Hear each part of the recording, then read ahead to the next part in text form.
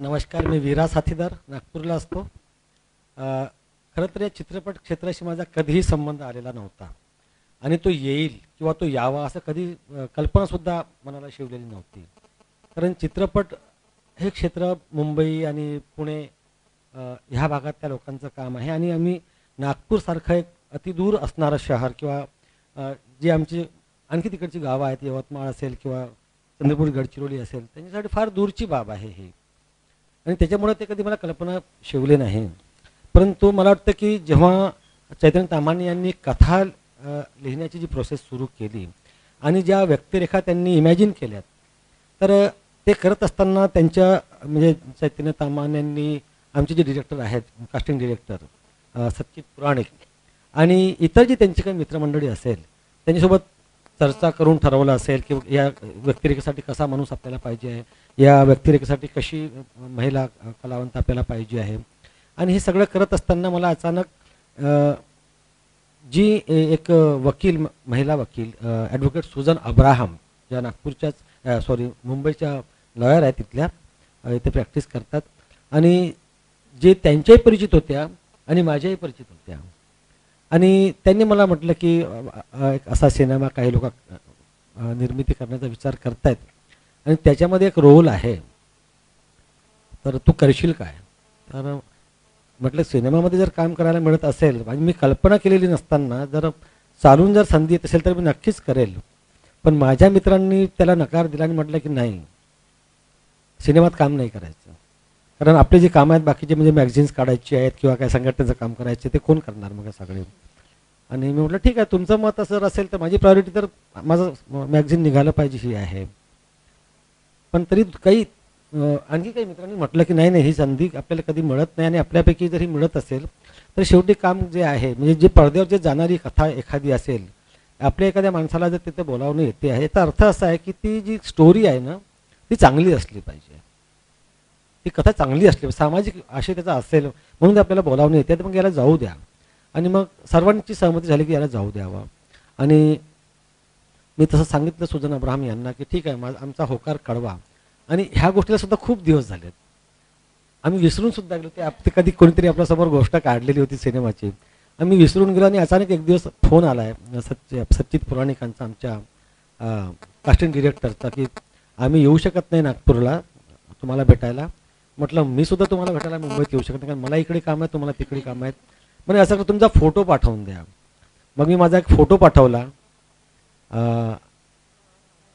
दाढी वाढलेली, अशी पांढरी दाढी वाढलेली आणि अशी हाजी टोपी डोक्यामध्ये सगळी अशी, कारण की मी मला संगीतच ऐकायची फार आवड असल्यामुळे उरूस असतात ना सुफी संतांची, तेव्हा मी जातो आणि तिथली जे गाणी असतात सगळी ती मी एन्जॉय करतो त्यांच्यासोबत बसून रात्रभर कव्वालीमध्ये, किंवा नात असेल कव्वाली असेल. तर तो सीन होता आणि त्याने मी पाठवला. म्हणजे एकच फोटो आहे, म्हणजे दुसरा पाठवतो. मग दुसरा एक पाठवला ज्याच्यामध्ये माझी मिशी काळी आहे, केस काळी आहेत, एकदम तरुण. म्हणजे हे दोन तुम्ही एक चुकून फोटो पाठवला. म्हटलं नाही, हे दोन्ही फोटो माझेच आहेत आणि हे एका आठवड्यातले असतील कदाचित. म्हणजे एकामध्ये वय दिसतं माझं 65 वर्ष, दुसऱ्यात दिसतं 40 वर्ष. म्हटलं मी असाच आहे, असाच दिसतो. म्हणजे थोडंसं बदललो की माझा चेहरा एकदम बदलून जातो. आणि ठीक आहे, आम्ही तुम्हाला बोलावू. आणि त्याला सुद्धा खूप दिवस घेतले. म्हणजे ही जी प्रोसेस होती ना, खरं पाहिलं तर ही खूप लांब आणि लेंदी प्रोसेस होती.